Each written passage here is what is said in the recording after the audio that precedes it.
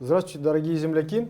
Сегодня в преддверии, наверное, самого важного праздника нашей республики, это Дня Республики, который мы будем отмечать и отмечаем уже на протяжении 3 лет 5 июля.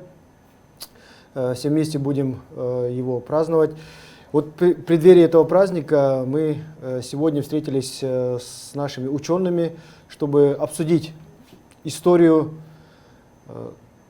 создания автономии нашей республики, историю, наверное, тех перипетий того 1920 года, того июльского месяца, 5 июля, когда именно была принята декларация прав трудового народа, калмыцкого народа. И сегодня в нашей студии присутствует кандидат исторических наук, доцент Калмыцкого государственного университета Гаряев Мерген Саналович и главный научный сотрудник Калмыцкого научного центра Российской академии наук, доктор исторических наук Ачиров Уташ Борисович. И немного перед тем, как перейти к вопросам, хотелось бы вот немного фактов. Да. Путь к обретению автономии был сложным, это нельзя отрицать, потому что после 1771 года, когда калмыцкое ханство, собственно, было расформировано, ликвидировано, да, указом Екатерины Великой, и тогда, в принципе, до 1920 года калмыцкий народ не имел своей национальной автономии. И, конечно, 1920 год – это великая веха в истории калмыцкого народа, в истории Республики Калмыкии. На этом пути, конечно, не все поставленные задачи тогда удалось решить в полной мере, но главная цель – автономия калмыцкого народа была достигнута, была решена. Создание автономного региона в составе России, напрямую подчиненного Москве, стало ключевым фактором и в значительной мере способствовало национально-культурному развитию калмыцкого народа. Совершенно правильными словами, наверное, Антон Амурсанан оценил провозглашение автономии именно в тот период. Да, в своем выступлении он сказал: на страницах истории калмыцкого народа этот факт будет записан золотыми буквами. Товарищ Борисович. Вот. И хотелось бы такой первый вопрос. После ликвидации калмыцкого ханства 1771 года калмыки оказались разделенными между разными административными субъектами, да, территориями Российской империи. Вот, об этом расскажите подробнее, где калмыцкий народ проживал до, скажем, этих событий, вот именно до 1920 года. До революции 1917 года калмыцкий народ проживал на нескольких территориях, но если говорить о компактных группах, то фактически это было 8 территорий. Это территория Астраханской губернии, где проживала большая часть калмыцкого народа. Это территория Ставропольской губернии, где проживал Большедербетовский улус. Область войска Донского, где было 13 калмыцких станиц в составе Сальского округа. Также небольшие компактные группы были на территории Оренбургского казачьего войска, Терского казачьего войска, и так далее, Уральского казачьего войска. И нахождение в составе разных регионов, которые имели разные статусы, разные возможности, приводило к тому, что развитие калмыцкого народа шло разными темпами и развивалось по-разному. Это приводило к тому, что, допустим, некоторые группы калмыцкого народа, допустим, оренбургские калмыки, они значительно уменьшились в своей численности из-за того, что им не давали возможности жить привычным образом жизни.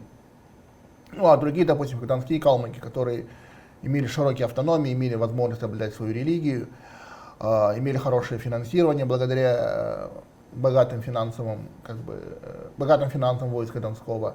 Они имели возможность отдавать свои школы, в каждой станице была своя школа, даже во многих хуторах были школы, даже женские школы появлялись, и так далее. То есть развитие шло по-разному, духовно-культурное развитие тоже было, развивалось по-разному. Причем в Российской империи возможности для духовно-культурного развития, особенно у малых народов, они были очень весьма ограниченными. И, допустим, даже если все школы, которые создавались в улусах, они все создавались в основном за счет общественного капитала. И государство никогда не оплачивало создание этих школ. только в самой Астрахани, там, в Ставрополе где-то там какие-то двухклассные училища создавались, они могли быть на государственном бюджете. Но в основном все школы, которые создавались в Калмыцкой степи, оплачивали сами же калмыки. Мало того, что они сами оплачивали и жалования учителей, постройку школы, содержание этой школы. Зачастую им, даже когда они говорили, что у нас есть деньги, разрешите нам открыть школу, им не разрешали. Иногда такой вопрос доходил вплоть до императора, и император лично должен был решать, где какую школу, в какой губернии разрешить открыть, а в какой не разрешать. Какая же проблема была с больницами, ну и так далее. Это можно очень долго перечислять. Ну, короче говоря, для развития калмыцкого народа, особенно духовно-культурного, возможности были очень сильно ограничены. И национальная элита калмыцкого народа, в которую входили как бывшие наёны Дайсанги, особенно такие известные, как Дандан Тундутов, отец его, Терен Давид Тундутов, депутат Государственной Думы, братья Тюмени, и представители национальной интеллигенции, те, кто сумел какими-то неимоверными усилиями, какими-то возможностями получить платное, тогда образование было полностью платным, платное среднее образование, платное высшее образование, получить высшее образование, получить достойную профессию, которая была в авторитете и уважаема в имперском обществе. Ну, так его можно отнести юристов Санджи Баянова и Намту Ачирова, врачей Ренджана Харадавана и Сангаджигаря Надбитова, ветеринарных врачей Ардаша Басхамжиева, Надбита Дулаханова. Вот все вот эти люди, они часто собирались, обсуждали вот проблемы калмыцкого народа, они видели эти проблемы, думали, каким образом надо бороться за права калмыцкого народа, добиться того, чтобы калмыцкий народ мог развиваться. И они практически все пришли, хотя это были люди разных социальных слоев, разных взглядов, были люди как бы левых взглядов, правых взглядов, там, центристы. Но они все, в принципе, пришли к одному и тому же мнению, что спасение калмыцкого народа, я вот цитирую слова Ренджана Харадавана, спасение калмыцкого народа в его объединении и получении автономии. Да. И эта цель получения автономии стояла перед национальной элитой еще задолго до революции. И неоднократно тот же Дандан Тундутов, тот же Серебджаб Тюмень неоднократно, пользуясь своими возможностями, выдвигали проекты путем создания разных автономных образований, там, путем земства, еще каким-то путем, но у них не получалось. Ну, мы еще об этом поговорим подробно. Да, я хотел, Мерген Саналович, спросить у вас, вот управление калмыцким народом до именно 2020 года, да, каким образом осуществлялось и ну, как вообще было это, через какие органы это осуществлялось, хотел спросить. Ну, после октября 1771 года, когда вот рухнула вся вот эта прямая система управления, да, калмыцким ханством, и когда калмыцкое ханство было ликвидировано, то одним из решений центрального правительства это было то, что каждый наён сам по себе. То есть как бы центральной власти не было. Они напрямую подчинялись астраханскому губернатору, и, соответственно, вот как бы единого руководства действительно не было. Но в конце XVIII века Павел I вдруг принимает решение, ну, скорее всего, это в пику политики своей матушки Екатерины II, да, которая как раз-то и она ликвидировала несколько автономий в составе Российской империи. Он эти автономии восстанавливает, в том числе и восстанавливает автономию калмыцкого ханства, то есть территорию калмыцкого ханства.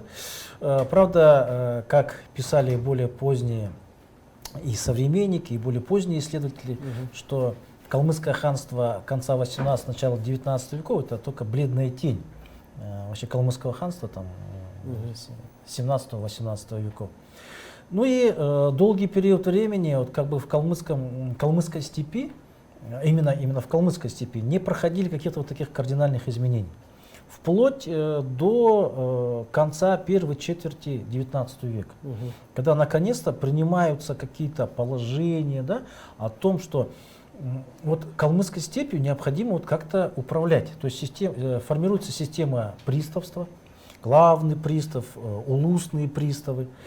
И в течение вот, 19 века, там, в 25 году, да, 34 году, 47 году, наконец-то вот выстраивается эта стройная система, которая и просуществовала, ну, до революционных событий 20 века. Да? То есть в 47 году выстраивается система попечительства.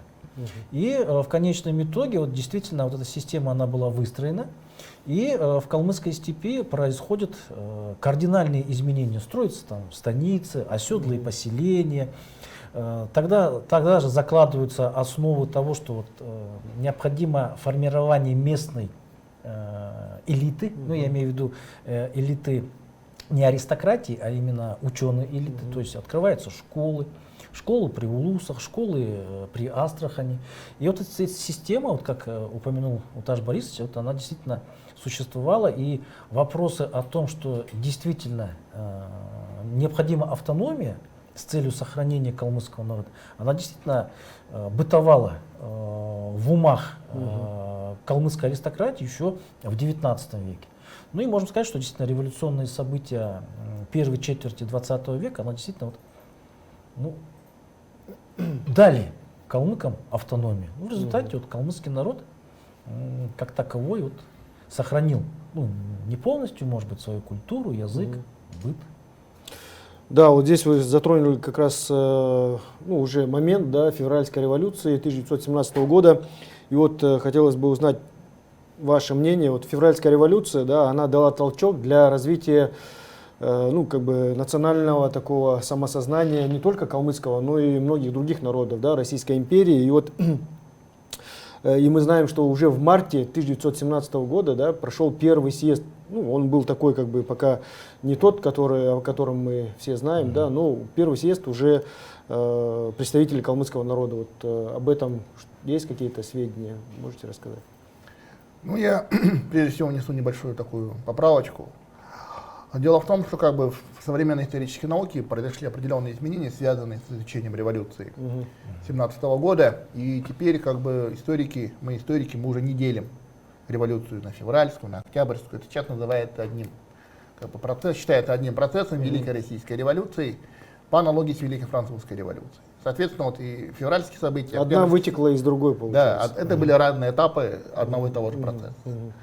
Действительно, события февраля 1917 года, они способствовали тому, что практически у всех народов, кто обладал своей национальной элитой, обладал своей национальной интеллигенцией, стали развиваться стремления к получению автономии, к национальному развитию. Очень многие народы стали добиваться этого, поскольку в Российской империи практически национальной автономии никто не имел, кроме княжества Финляндского, Хивинского ханства, Бухарского эмирата. Все, только 3 автономии было. Конечно же, вот все вот эти народы, украинцы, белорусы, там, поляки, прибалты, там, башкиры и так далее, они все стали стремиться к тому, чтобы получить автономию, для того, чтобы иметь возможность для свободного национального развития своего народа. И, конечно же, калмыки тоже приняли активное участие вот во всех этих процессах. Уже, как марте, как вы правильно заметили, прошел первый съезд представителей калмыцкого народа. Кто в нем принял участие? Кто в нем принял участие? В нем приняли участие представители национальной элиты, то есть и Санги Баянов, и Намто Ачиров, и Ренджен Харадаван, и Адаш Басамжиев, Бид Булаханов, то есть практически вся национальная элита была избрана на этот съезд. Были избраны найоны и наиболее авторитетные зайсанги, то есть и Дантан Тундутов, и Серебджак Тюмень, все 3 братьев Тюмени участвовали, Бадмаараш Анхоров зайсанг, Пегален Коров зайсанг. Ну и еще целый ряд других авторитетных представителей, кого калмыки сочли нужным избрать на этот съезд, более 100 делегатов со всех улусов Калмыцкой степи, Астраханской губернии собрались в Астрахани и приняли участие в составе этого съезда. Но фактически этот съезд он проходил под руководством руководителей бывшего управления калмыцким народом, прежде всего Бориса Мануиловича Криштофовича. И вот этот Борис Мануилович Криштофович, он успел съездить вот за этот период, в Петроград, получить там от Временного правительства мандат на руководства калмыцким народом и уже вернулся в статусе обратно как комиссара Временного правительства. Ну и фактически новое управление калмыцким народом, ЦИК, Центральный исполнительный комитет управления калмыцким народом, ЦИК УКМ, когда он был избран, то в составе вот 10 членов, 5 членов и 5 кандидатов, 9 были калмыки, и 10-м был как раз Борис Криштофович, который возглавил вот самый ЦИК УКМ. Ну, понятно, что вот все это как бы орган как бы власти возник, но сами калмыцкие улусы, они не обособились в составе Астраханской губернии, они оставались в составе. И вот какой был самый главный вопрос этого съезда вообще? Как бы? Вопросов там была масса, включая там вплоть до борьбы с опустыниванием, даже такие вопросы ставились на этом съезде. Ну, насколько известно, самый главный был земельный вопрос, правильно? Самый главный был земельный вопрос, да, о том, что калмыцкие улусы должны Обособиться. да, обособиться, добиться защиты своих земель от земельных захватов. И ну, фактически наиболее оптимальный путь для этого это было как раз создание разграниченного, демаркированной границей региона, который должен был выделить из состава Астраханской губернии. Чего, конечно, руководство Астраханской губернии, конечно же, не хотело. И в процессе вот всего развития, я вот не буду рассказывать всех перипетий всех тех событий, в принципе, получалось, что добиться автономии можно, в принципе, 3 путями. Один путь, это старый, традиционный, который еще пытались провернуть еще до революции, и как раз на первом съезде этот вопрос очень сильно поднимался, это вопрос создания земства. То есть внедрить те законы Российской империи, которые существовали на русских территориях, в русских губерниях, внедрить их тоже среди калмыков, чтобы калмыки получили больше прав для самоуправления и могли сами распоряжаться теми средствами, которые они уплачивали в качестве налогов. Но по мере того, как стали возвращаться дезертиры, стали возвращаться крестьяне соседних сел, которые служили в российской армии, причем они приходили с оружием, приходили вплоть до пулеметов. И когда они стали приходить в села, они там стали создавать отряды самообороны, и, конечно же, стал вопрос о том, что поскольку вот у нас есть вооружение, мы можем как бы расширить свои владения, начались земельные захваты. И стало понятно, что земство, как вид автономии, оно не дает гарантии безопасности. То есть, что есть земство, в принципе, временное правительство согласилось, дало согласие, прошли выборы, но никакой гарантии безопасности это земство не дало от этих земельных вооруженных захватов. Земли все равно захватывали, происходили столкновения, бои.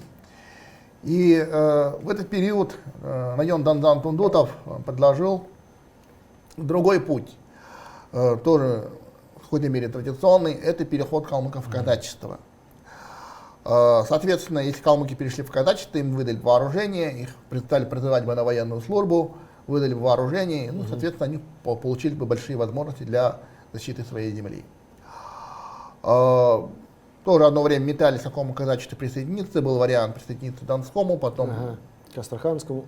Потом все-таки к Астраханскому присоединились. И даже несколько сотен, 3 сотни калмыков успели принять участие в Астраханском мятеже 1918 года. Да. Как раз вот мы подходим к вопросу, да. Я вот расскажу третий путь. Третий путь это был путь, который предлагал как бы уравнительный, то есть землю раздать поровну между крестьянами и калмыками, разобрать поровну и как бы пусть они как бы владеют после того, как эту землю раздадут. А это чей вариант был? Этот вариант предлагали сторонники большевиков, сторонники советской власти, будущей тому времени советской власти, на тот момент сторонники большевиков, и на их стороне выступали очень немногочисленные на тот момент сторонники, такие как врач Сангаджигаря Надбитов, Надбит Дулаханов, ну и там Лиджи Карвенов из Башкирбетовского улуса. Но первоначально как бы их как бы голоса не были услышаны. Не были не так сильно слышны. Как бы больше превалировал вариант земства или казачий путь. Это было до октябрьских событий. 17 Да, года. спасибо, Виталий Борисович. Ну вот как раз мы вот все равно эти события, да, стараемся как бы все обозначить. И, конечно, в 2018 году, мы все знаем, началась гражданская война. Да, и гражданская война, и она разделила общество, да, на белых, красных, там, зеленых и так далее. Да.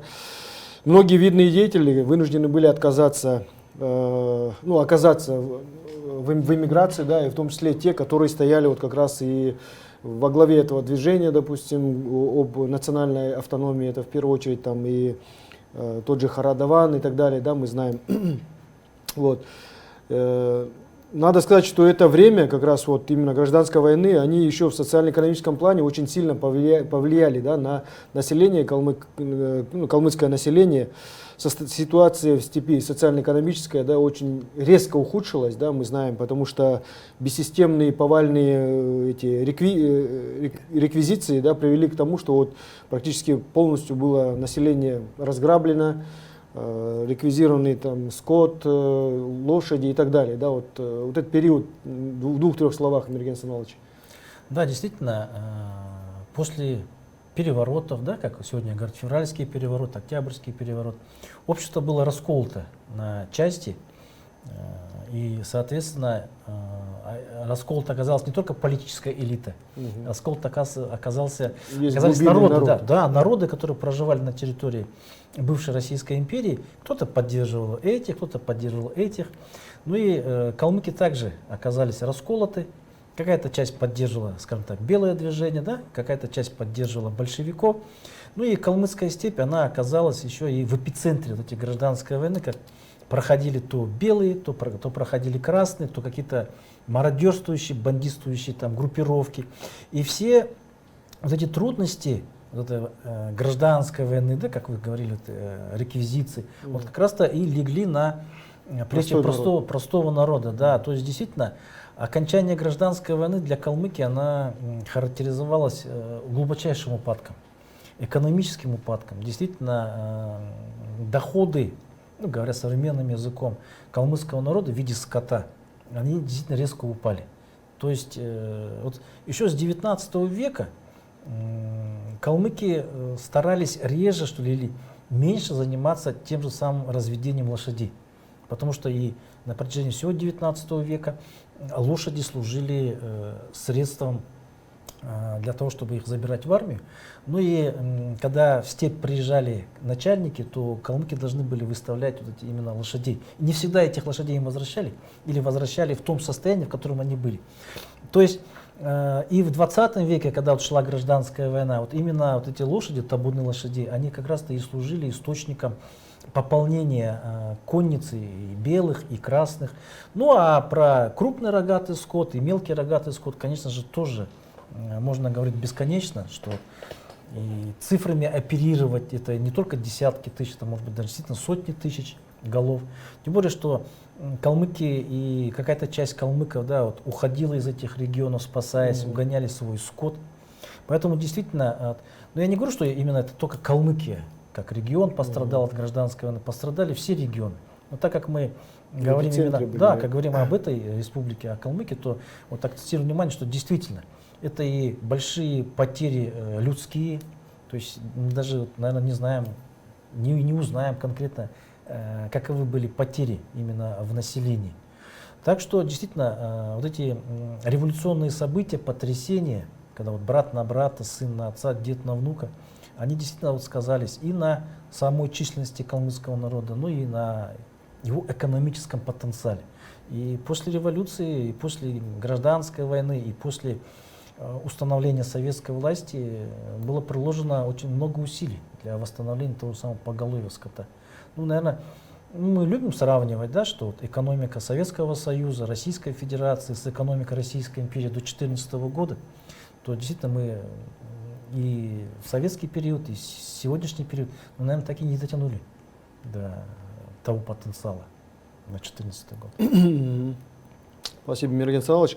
22 июля 1919 года вышло знаменитое воззвание Владимира Ильича Ленина к трудовому калмыцкому народу, да, в котором вопрос об объединении калмыцкого народа и провозглашении автономии Калмыкии передавался на усмотрение будущего общекалмыцкого съезда Советов. Да, это мы уже об этом знаем. И вот когда началась подготовка к этому съезду, да, вот после этих всех событий, гражданской войны и так далее?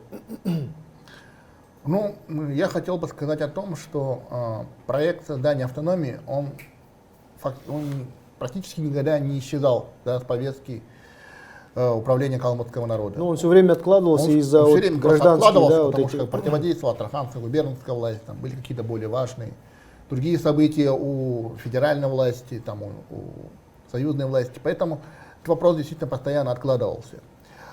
Ну вот, вы сейчас рассказывали, да, про Харадавана, который был вынужден эмигрировать. Вот я хотел бы вот как раз очертить его судьбу в период гражданской войны. Харадаван, врач Харадаван, он в период между февралем и октябрем, он был одним из тех лидеров, кто выступал за введение земства на территории Калмыкии. Когда как бы земцы потерпели поражение, вперед стали выдвигаться казакоманы, то Харадаван постепенно стал отходить от политической деятельности, стал заниматься врачебной деятельностью. Но когда в январе 18 года большевики подавили казацкий мятеж в Астрахани, и калмыков фактически начали преследовать, в том числе по национальному принципу, просто даже не разбирая, там, был ты казак, участвовал ты в этом мятеже, и практически вся элита была вынуждена прятаться, сбегать от красногвардейцев, потому что она участвовала вот в этом мятеже, получается, то Тундутов, да, и то Ачиров, Санди Баянов, они были вынуждены скрываться от преследующих красногвардейцев. Одного из Тюмени вообще убили, забили насмерть красногвардейцы. Андрей, да? И тогда Андрей? Тимира. Ну да, Андрей. Тимира Батакаевич. И вот как раз в этот период Борис Криштофович, который был руководителем ТКУКН, приехал к Харадавану и сказал, что вот такая ситуация сложилась, вся элита преследуется, и вот ты один из немногих, кто еще может явиться, что называется, в Калмыкии, взять власть как бы в свои руки и спасти калмыцкий народ от уничтожения.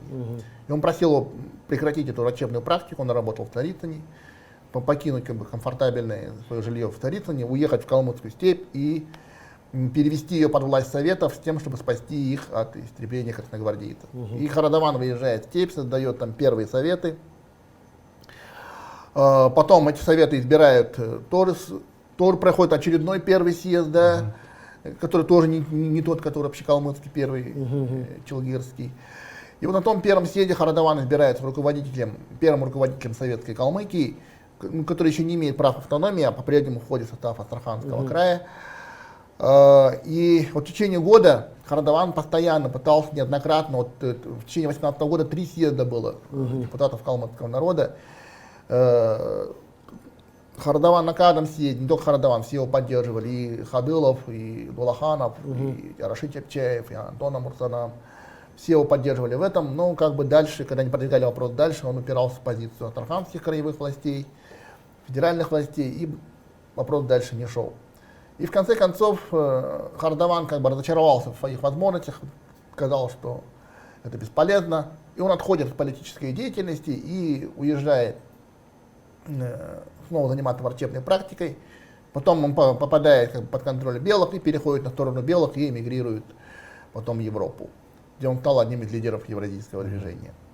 То есть получается это такая вот эволюция, да, что вот один из лидеров, первый лидер советской Калмыкии, вот он так перешел на сторону белых. Ну, я хочу сказать, надо отдать ему должное, что вот при нем раскрылись и появились такие люди, которые потом подхватили это движение, да, и он же открыл и Амурсанана, да, и Лиджи Карвина. Да, Амурсанан был вынужден бежать из оккупированного Башкирбетовского улуса.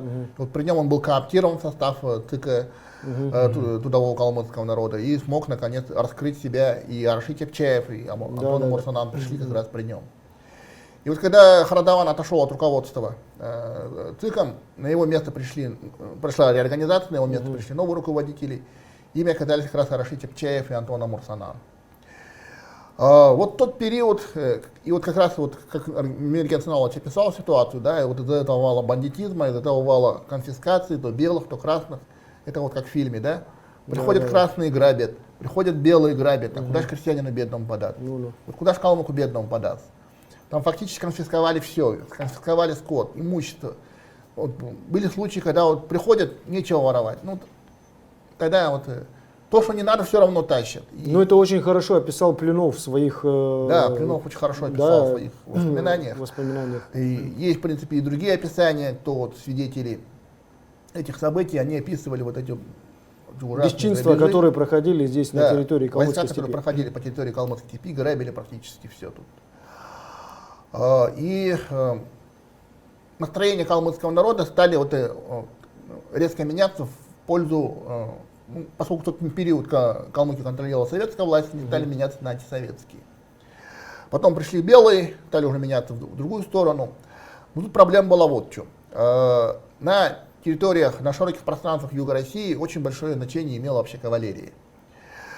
Но как бы кавалерия, поскольку это элитный вид войск, из числа бывшей императорской армии, они большей частью переходили на сторону белых.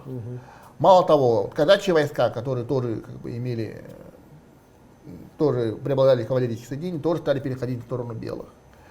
И получалось, что создать из ветеранов императорской армии они не могут кавалерию. Набрать из крестьян тоже не могут, поскольку как бы, у многих нет такой Опыта, привычки, традиции. И есть только несколько, в распоряжении советской власти было только несколько небольших таких народов, в которых была традиция коневодства. И на тот момент, на конец 18-го, начало 19 года, этими народами были калмыки, немцы Поволжья, ну и в какой-то мере, может быть, украинцы, да, слабожанщина там. А башкиры? Башкиры в тот период были на стороне белых, и сама территория Башкирии контролировалась белыми. Но в феврале, весной 19 года произошел переворот в Омске, Колчак стал душить всех социалистов, и Ахмед Даки Валиди, который руководил Башкирией в тот период, он тоже был сторонником эсеров, и когда после Омского переворота он решил поднять башкирскую армию и перешел на сторону красных. Но это произошло немножко позже. И фактически, да, вот стало понятно, да, что если надо создавать быстро кавалерийские соединения, то можно, в принципе, опереться на те народы, у которых есть традиция разведения лошадей. В первую очередь, это, конечно, калмыки. Но вот как раз, когда появилось понимание того, что, как писали некоторые советские политработники, мы сами отталкиваем калмыков от советской власти, от себя, таким поведением, что допускаем вот эти постоянные грабежи, допускаем вот эти конфискации. Приходит это понимание, и кроме того, начинает функционировать, вот, в Москве в тот период существовал такой наркомат по делам национальности под руководством Сталина. Вот в его составе начинает функционировать калмыцкий подотдел, которым руководил Антон Амурсанан. Вот Амурсанан, он сумел, сначала Амурсанан, потом Андрей Мещеряков, вот они сумели, вот Мещеряков и Амурсанан сумели донести как бы эти проблемы, сумели донести эти вопросы до руководства советской власти, и они начинают осознавать, да, что если они хотят привлечь калмыков на сторону советской власти, то надо как бы пойти на доказать им, да, что советская власть для калмыков будет доброй, будет ласковой, будет, что называется, настоящей родной матерью. И вот именно вот в таких условиях и появляется декрет о больше известный под названием «Братья Калмыки», подписанный Лениным, в котором, как вы совершенно правильно сказали, был поставлен вопрос о создании автономии и проведении соответствующего съезда.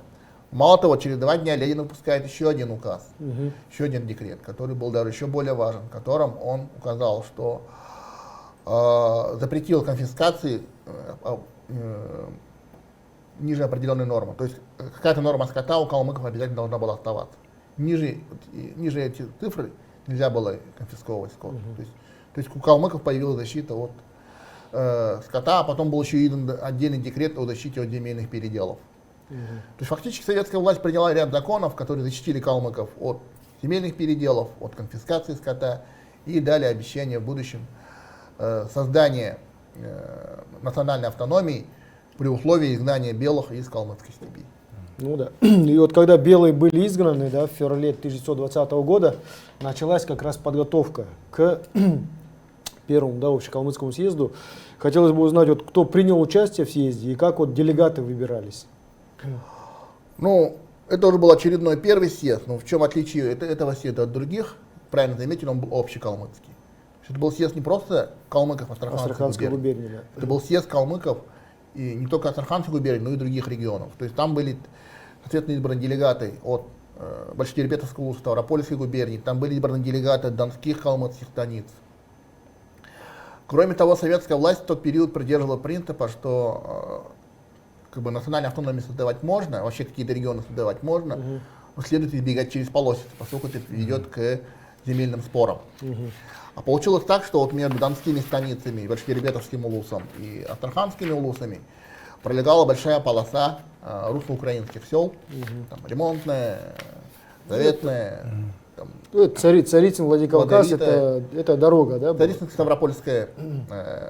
Царицын-Ставропольский тракт, Крымский тракт, который шел от Да, Оренты да. на Астрахань, Да, да, и так называемый линейный тракт, который шел от Астрахани на Кизляр.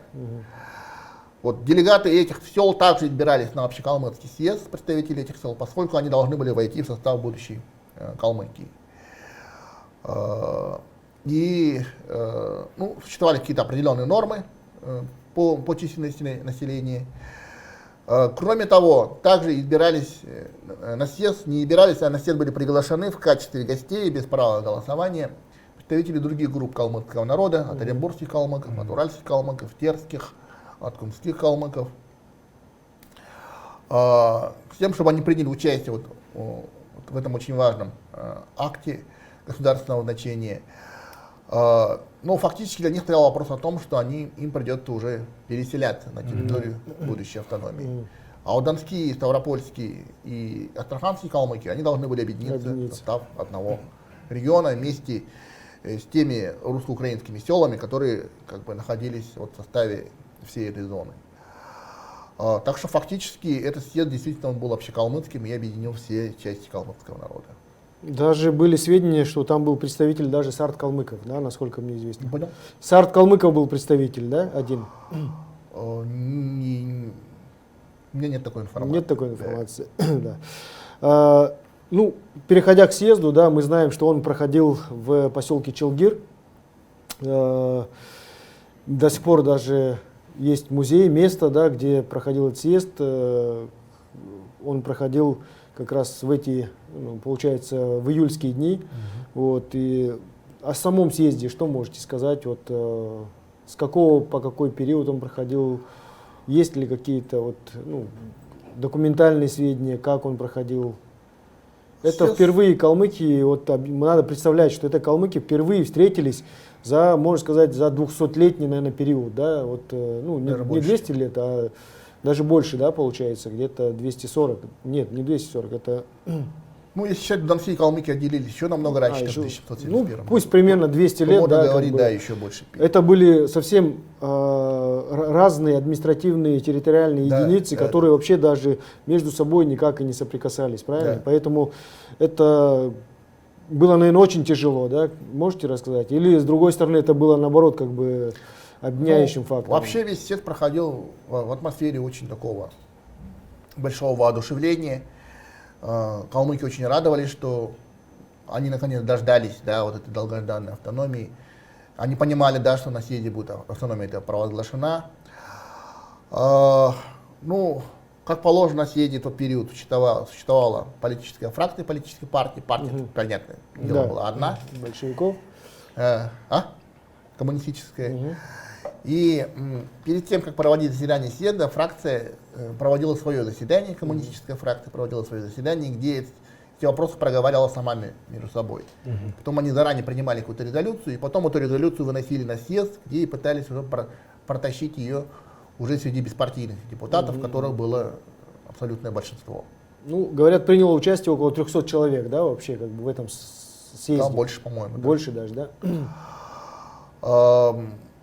Ну, понятно, да, что при том, что коммунисты являлись меньшинством на этом съезде, именно руководители большевистской фракции являлись руководителями этого съезда. Организаторами. Организаторами, руководителями избирались в президиум, вели этот съезд, определяли повестку, ну, фактически руководителем съездом. То есть это Аршит Чапчаев и Антон Амурсанан. Но, к сожалению, вот на этом съезде произошел один инцидент, который очень сильно омрачил как бы развитие работу съезда и последующие события. Он был связан вот с чем. Как вы все знаете, в составе Красной Армии В тот период сражался первый калмыцкий кавалерийский полк. Командиром полка являлся Василий Алексеевич Хомутников. Ну, а общее руководство калмыцкими кавалерийскими частями осуществлял Хартиба Диич Конуков. И когда было принято решение о проведении съезда, то, соответственно, большая группа делегатов была избрана и от первого калмыцкого кавалерийского полка. Ну и эти делегаты, чтобы не подвергаться риску быть убитыми, они поехали с охраной. Их сопровождал эскадрон охраны. И вот когда они проезжали через село Элиста, у них случился конфликт с местными властями, и который кончился тем, что Конуков с своими товарищами избил руководителя местной администрации Эренджена Аконова-Буданова и местного военрука, военкоматовского и военкома. Вот, они написали жалобу, и когда Конуков прибыл на съезд, то по этой жалобе он был арестован. Как бы избивал не он один, избивали другие, но он целенаправленно был арестован только один, он один. При этом надо подчеркнуть, что в отличие от Чапчаева и Ямурсанана, Конуков принимал участие даже еще в первой русской революции. И он был активным сторонником советской власти с самых первых. Ну, он один из инициаторов Хальмык Тангчин Тук, да, Да, это организация, которая стояла. Первая калмыцкая общественная организация. Вот он был одним из организаторов, секретарем этой организации вместе с Бадмой Улановым. Вот это были, что называется, два столпа донской калмыцкой интеллигенции. Если, допустим, тот же Чапчаев в свое время мог выступать за казаков, голосовать за казаков в 17 году, то Конуков никогда не колебался, он всегда был на стороне советской власти и даже, можно сказать, иногда и перегибал палку в пользу советской власти против своих земляков, казаков, калмыков. И возникли опасения, что такой авторитетный политический деятель, как Конуков, он может быть избран калмыцкий ЦИК, взять власть в свои руки и как бы оттеснить прежних руководителей от управления этим ЦИКом. И в течение съезда, вот с 2 по 9 июля, пока съезд шел, делегаты несколько раз собирали письма, там чуть ли не сотни делегатов подписывалось под этим письмом.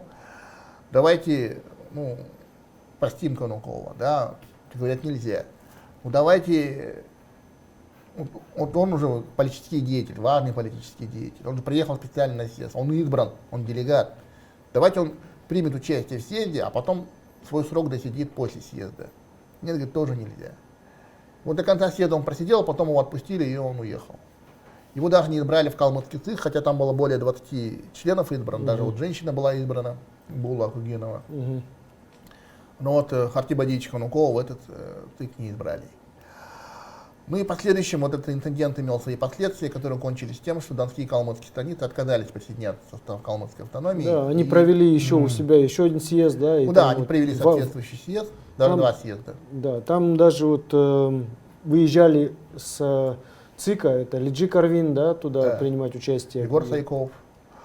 И говорят, в один голос они протащили. Там какая ситуация была. Вот когда провозглашали автономию, избиралась будущая столица Калмыкии, то уже сразу была избрана Элиста, поскольку как географический центр будущей автономии. Понятно, да, что на самом деле Элиста, она не центр нынешней автономии, да, она ближе к западной границе находится. Элиста становится центром автономии только в том случае, если бы калмыки присоединились бы и калмыцкие станицы Ростовской области, нынешней Ростовской области. Тогда бы она была бы действительно центром. Но вот после этого инцидента с Конуковым лидеры донских калмыков стали призывать донских калмыков к тому, чтобы не входить в состав калмыцкой автономии, а остаться в составе Ростовской области. И с другой стороны, те калмыки, простые калмыки, они как раз настаивали на том, чтобы войти. Они вот существует большое количество протоколов. Вот как минимум 8 станиц в тот период вынесли постановление, что мы, вот когда первый съезд прошел, было принято решение не входить в состав Калмыкии. 8 станиц из 13 приняли постановление о том, что мы хотим, как в Челгетском съезде, постановление Челгетского съезда сказано, мы хотим войти в автономию. Мы требуем переголосовать это решение. И руководство донских калмыков было вынуждено провести второй съезд уже через месяц после первого. И на этот съезд как раз приехала делегация от Калмыцика, куда вошли Люджи Карвенов, Егор Сайков. Но вот те люди, которые не выживали сильного раздражения как у донских калмыков, то есть те, кто не участвовал вот во всей этой комедии с арестом Канукова. Даже фактически это были люди, которые раньше сотрудничали с белыми. И Карвенов, и Сайков раньше были на стороне белых. Причем Сайков, когда он перешел на сторону красных в 2020 году, он сыграл очень большую роль в том, чтобы от донских калмыков и беженцев спасать от нападений красных конников, которые убивали и резали калмыков.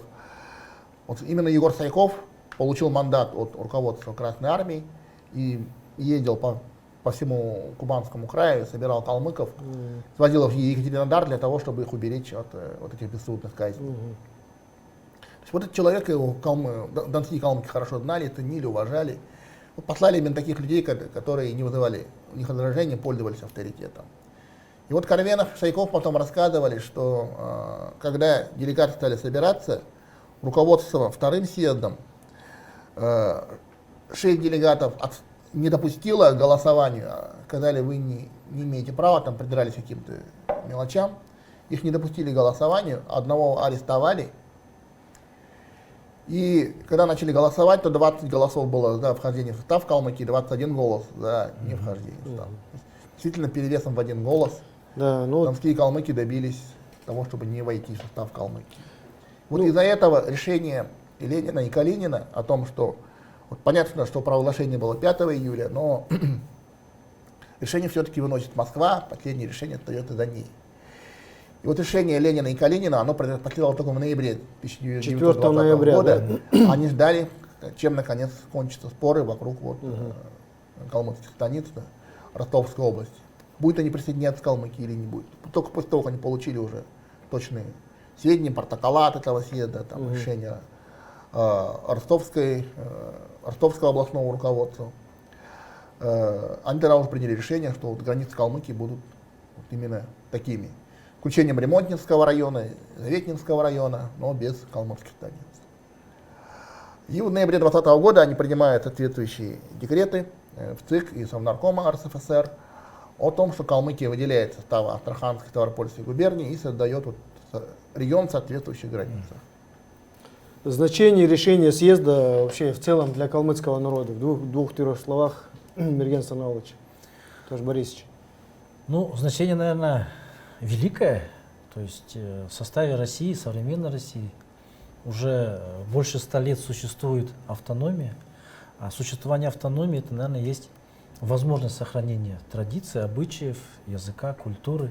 Конечно, были какие-то перегибы со стороны правительства, но все равно вот, в наше современное время у нас есть кусочек как бы родины нашей малой, где мы действительно можем видеть колориты нашей цивилизации, калмыцко-восточной, скажем так, и действительно мы можем вот как-то реализовываться, наверное, помогая там восстановлению, развитию народного хозяйства, экономики, культуры той же самой.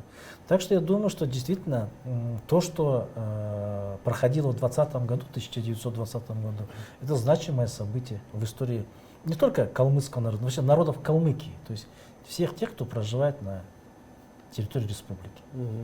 Тош Борисович. Ну, я соглашусь с Мигеном Саналовичем, значение действительно эпохальное. И как бы первый результат того, что была провозглашена автономия калмыцкого народа, как раз то, о чем думали и Тундутов, и Тюмень, и Харадаван, и Чапчаев с Амурсананом. В результате того, что калмыки объединились в единый регион, подчиненный напрямую Москве, они смогли теперь сконцентрировать все свои усилия на развитии своего народа. Причем они это делали сами, уже не оглядываясь на какие-то вышестоящие инстанции, а уже могли напрямую апеллировать к Москве и как бы работать напрямую с ней. И это позволило, во-первых, привело к большому толчку в области духовно-культурного развития. Появились национальные школы, национальные учебники, новая национальная письменность. И стали готовиться, соответственно, национальные кадры, появились первые национальные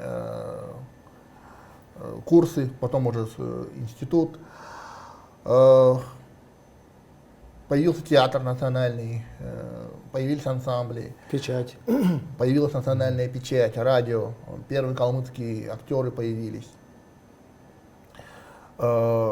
Литература. Вот многие литературоведы говорят, что калмыцкая литература 30-х годов, тот же Амур Санан, да, Нимгир Манджиев, Тарен Леджинов, там, Санджи Каляев там, и так далее, это были действительно вот самые выдающиеся глыбы, самые выдающиеся литераторы.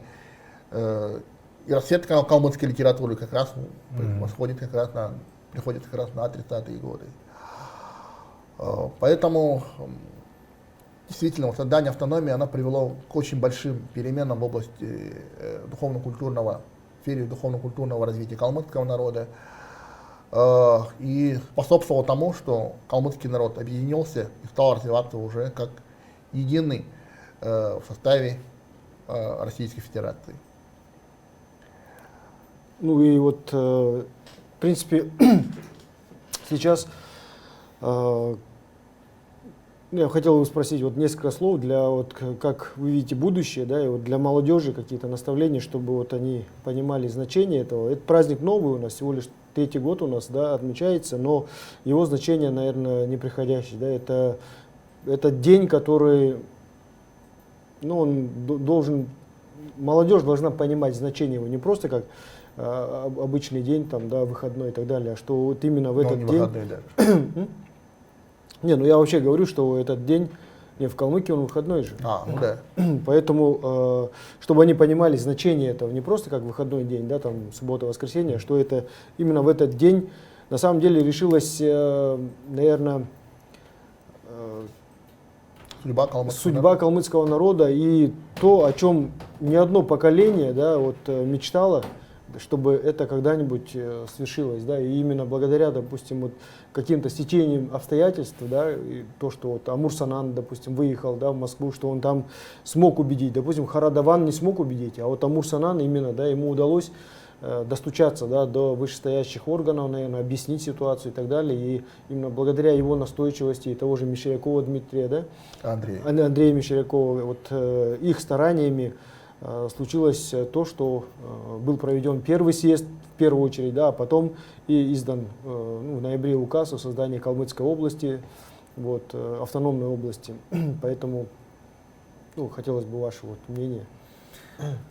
Ну, событие, конечно, знаковое. И наша задача, вот, задача школ, Калмыцкого университета, Калмыцкого научного центра, это, конечно, донести до потомков, что действительно это праздник, это символ калмыцкого народа в том плане, что мы сохранились, что мы продолжаем развивать, сохраняться. И молодежь должна знать, и они должны, наверное, гордиться тем, что у нас есть и национальные школы, да, у нас есть национальный вуз, который котируется не только на юге России, наверное, во всей Российской Федерации. И вот эти, наверное, знаковые события должны, наверное, вот у них вызывать гордость. Поэтому необходимо вот это событие популяризировать. Да, понятно, да, вот у нас очень много традиционных праздников, да, это уже как-то оно укоренилось. Поэтому я думаю, что у этого праздника большое будущее. Тем более, что он действительно выходной день, да, и соответственно, вот молодежь может вот как-то вот реализовывать себя в это время, там, в каких-то моментах. Так что будем надеяться, что он станет одним из самых таких любимых и популярных праздников у нас здесь. Тоже Борисович? Ну, Евгений Владимирович уже совершенно сказал, в принципе, все то, о чем я хотел сказать. Действительно, этот праздник, он отдает дань почтения тем людям, которые боролись за создание автономии. Ведь создание автономии, оно способствовало сохранению и выживанию калмыцкого народа в тех непростых, тяжелых условиях. Ведь есть народы, которые ведь не добились автономии, у которых нет автономии, у которых нет возможности создать свой национальный вуз, свой национальный театр, иметь свою национальную письменность и развиваться. И таких народов много на самом деле. И то, что вот нашим представителям, тому же Амурсанану, да, нашему земляку Мещерякову, Яроши Черчееву и многим-многим другим удалось реализовать эту идею в очень непростых и тяжелых условиях. Это действительно подвиг. И мы должны помнить об их подвиге, и как бы этот день, память об этом эпохальном событии, вот он и в том числе и воздает почести нашим предкам, которые вот сумели сделать такой важный и нужный шаг в тех сложных, тяжелейших условиях гражданской войны. Ну, если есть еще какие-то дополнения, может быть, по этому дню или вообще по этому историческому событию, по событиям. Я знаю, что вот после именно этого съезда, да, потом уже, ну, последующие годы началось становление области, и калмыки стали переселяться сюда из тех, допустим, отдаленных регионов, да, где проживали те же оренбургские калмыки. Там, я знаю, вот, лидером переселения был вот, отец Петра Жемчуева, да, вот, Павел Жемчуев. Или, допустим, те же терские калмыки, кумские калмыки и так далее. Да, и уральские. Вот, уральские. Да, именно благодаря после этих событий было принято решение. Сам Лиджи Карвин выезжал же, да, и собирал как раз, проводил агитацию по переезду калмыков, чтобы переезжали именно вот на территорию. В принципе, агитировать-то их не надо было, и все с большим удовольствием готовы были переехать. Основная проблема была в основном финансовая. Ну да, как бы встречать, в условиях как жить. Тотального разорения переехать на такое большое расстояние было крайне сложно. Вот, допустим, оренбургские калмыки, они переселяли вплоть до 26 года.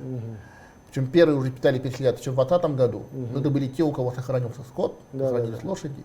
Они еще могли перекочевать с Оренбурга в Челябинской области, где они на самом деле проживали, перекочевать в Калмыкию. Но большинство калмыков вообще ничего не имело, вот оренбургских, у них вообще ничего не было. Они находились в состоянии крайнего разорения. И пришлось опять Амурсанану идти в Совнарком, добиваться финансирования этого переселения, добиваться выделения железнодорожного транспорта, для того, чтобы вот калмыков собрать и на эшелонах перевезти в Калмыкию. Но этот процесс вот растянулся вплоть до 26 года.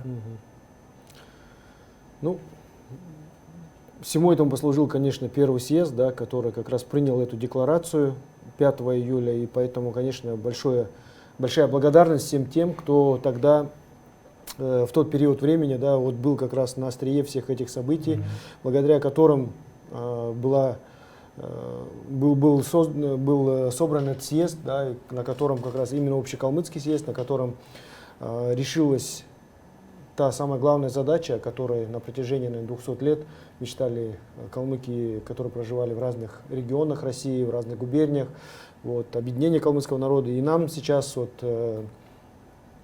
настоящим поколением, да, есть над чем подумать, во-первых, да, и задуматься о будущем, о сохранении, дальнейшего сохранении нашей национальной автономии, да, нашего народа, нашей культуры. И это все можно сохранять и нужно сохранять, вот, имея именно свою республику, гордиться этим, вкладываться в нее, развивать ее, да, и чтобы каждый на своем месте прилагал усилия для именно общей цели развития республики, развития калмыцкого народа и его будущего. Спасибо за сегодняшний телемарафон, в котором мы приняли участие. Вам спасибо, приглашайте. Да, удачи вам в своей научной, творческой деятельности и всего самого наилучшего. Спасибо. Спасибо. Ну а сегодня мы заканчиваем нашу телепередачу, и если есть какие-то вопросы, можете направить их, и мы постараемся еще сделать передачи по другим значимым событиям в истории калмыцкого народа. Спасибо.